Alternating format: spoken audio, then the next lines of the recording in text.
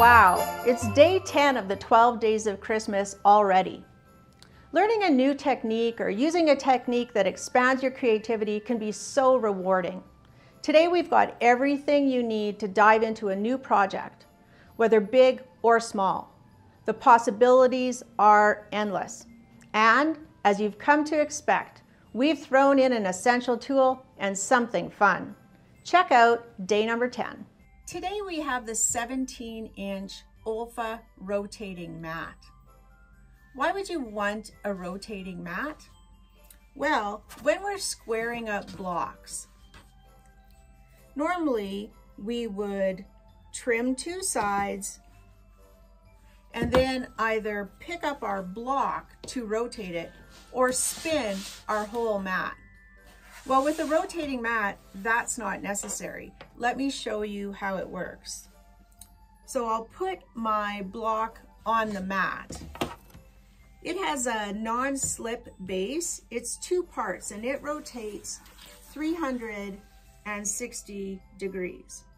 It's got your regular measuring lines in 1-inch increments all the way down to eighths, and then several angles for you to use for your cutting. So with a rotating mat, I would, like all trimming up, line up the diagonal line with my block, trim two sides, and now I don't need to pick up my block, less chance of distortion. I'll just rotate my mat and then shift my ruler and line it up with the size I want to cut. And then it's just a matter of cutting those last two sides. Rotating mats will save you time and energy. No more walking to the other side of your table or turning your mat.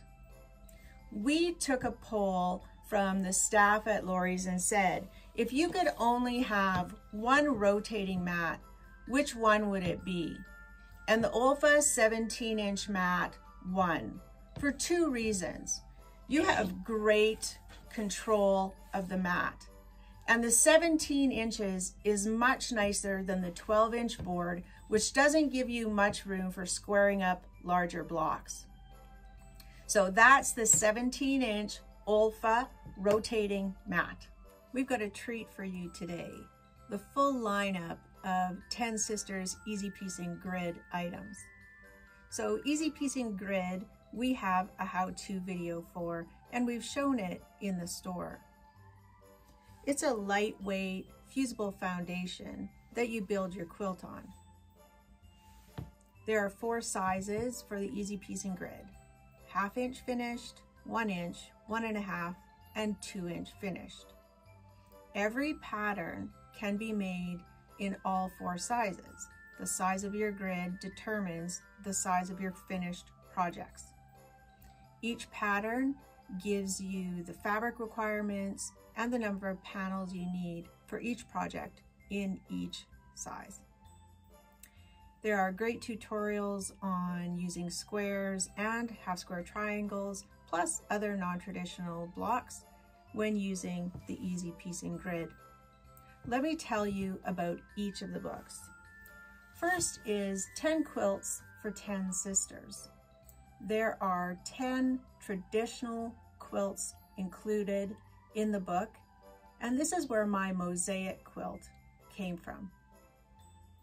The average number of panels you would need for the patterns in this book is 15. The next book is 7 Brothers Block Party. So this is a book of traditional blocks. There are 7 quilts. And again, the average number of panels you would need to make a quilt from this book is 15. The next book is so adorable. 10 Sisters presents Quilts for Kids. You will find in this book whimsical whales, elephants, a giraffe, a fox, an owl, a hedgehog, even an I Spy quilt. And if you don't want to make a full-size quilt, you can use a smaller grid and end up with a wall hanging. Now the average number of panels for the projects in this book is 6, but some take as much as 10 and one uses 24. Then we have heirloom quilts. This book has quilts from days gone by. They're reminiscent of antique quilts. The average number of panels that you would use for the quilts in this book is 15 to 20. And something new, Around the Block. This book uses a different foundation. It uses the Border Foundation. In this book, you will find medallion quilts, Boston Common quilts, and row quilts. If you're interested in one of the medallion quilts, they average about 15 panels per project. If you're looking at Boston Common, same thing, about 15 panels per project. And the row quilts use 5. But don't forget, by using a different size grid, you can turn any pattern into a table runner or even borders. That's what I'm most excited about. I love row quilts, so I'll definitely be making a row quilt, but this would be great for making borders. Some of the projects in Around the Block use different size grids. So you may start with a large grid for the medallion and then a smaller grid for the next row and a different size for the next row after that. Don't forget that you can pixelate any picture and use the Easy Piecing Grid to make a personalized quilt. 10 Sisters has an amazing website with excellent videos. Each book gives you step-by-step instructions how to do the method for Easy Piecing Grid, as well as instructions for making half square triangles. Let me tell you a little bit about applique pressing sheets and what they're used for, and I'll give you a quick little demo.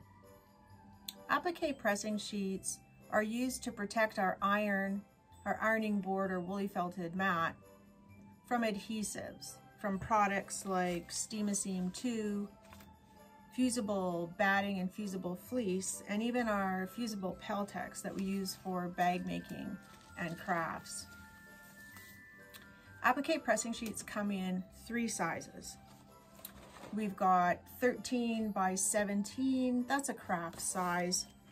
The 18 by 20, which is kind of everyday use. And then we have the large 27 by 30, which would be for large projects like your 10 Sisters fusible grid and large size collage and applique projects. The applique pressing sheets are double-sided. You can use either side, and they're really easy to clean. You just wipe them off. If they become dusty or covered with lint, you can rinse them in water, and that removes any of the debris that's on there. They're also transparent so that you can use them for applique and lining things up. You can see here that you can see through where my fabric is. This is a piece of fusible shape flex, and I've got fabric on top, and I just wanted to show if I press with my applique pressing sheet, and you don't use steam because the applique pressing sheet will simply just blow the steam back at you. So I'm going to fuse that shape flex to my fabric, but it's also against my applique pressing sheet. So here's what happens. All you need to do, maybe I'll just flip it over. All you need to do is peel it off. And you can see there's no residue on there. If there was, you could just take a piece of fabric and rub it and it comes off. But applique pressing sheets are also great for layered applique. So I've cut out a few pieces and I want to show you what that means. So let's say I want to do a flower, and then I'm going to do a flower center. I've got heat and bond on the back of all these pieces. And now I can use my iron to layer these 3 pieces together. My flower, my center, and then the center circle. And now I want to add some leaves. So I can simply peel this off my applique pressing sheet, lay it back down, add my leaves, and give it another press. And now I've added leaves. It's best to let it cool before you try and peel it off.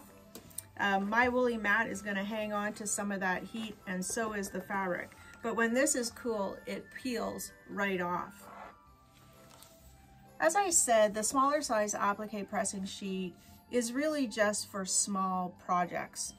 This mid-size one, the 18 by 20, can be used for lots of things, and you can move your applique pressing sheet if you're doing large projects.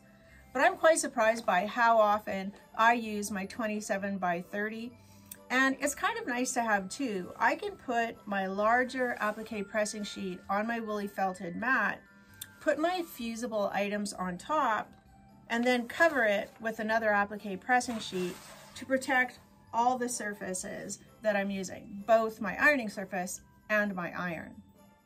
And those are applique pressing sheets. Karen K. Buckley has come out with another great notion for quilters.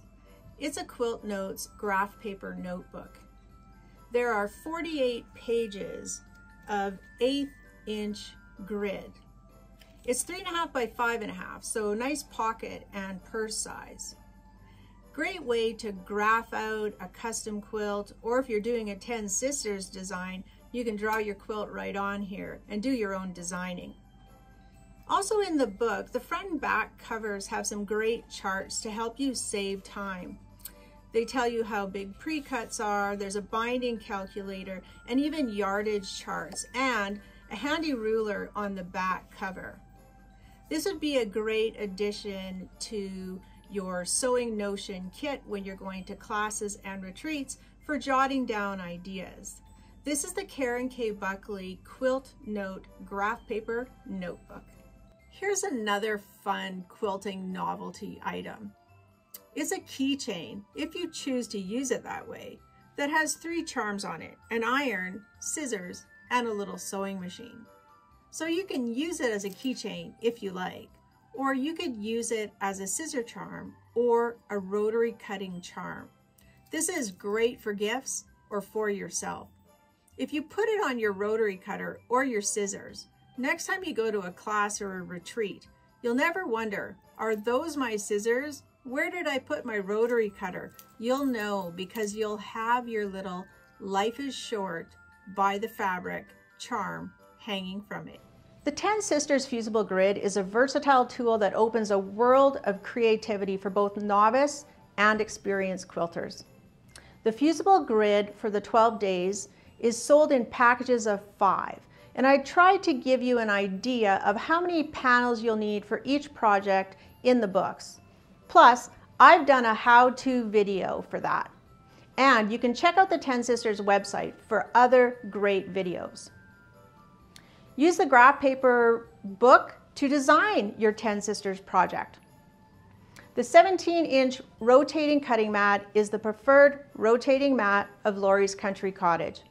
If you haven't purchased a rotating mat because there are just too many options, we're helping you today by making that choice for you. And here's the broken record. Don't forget, you have to go through the checkout all the way to get your preferred pricing. Watch for the bloopers and fill them out on the sheet. And don't forget to download your free pattern for today. I'll be back tomorrow for day 11.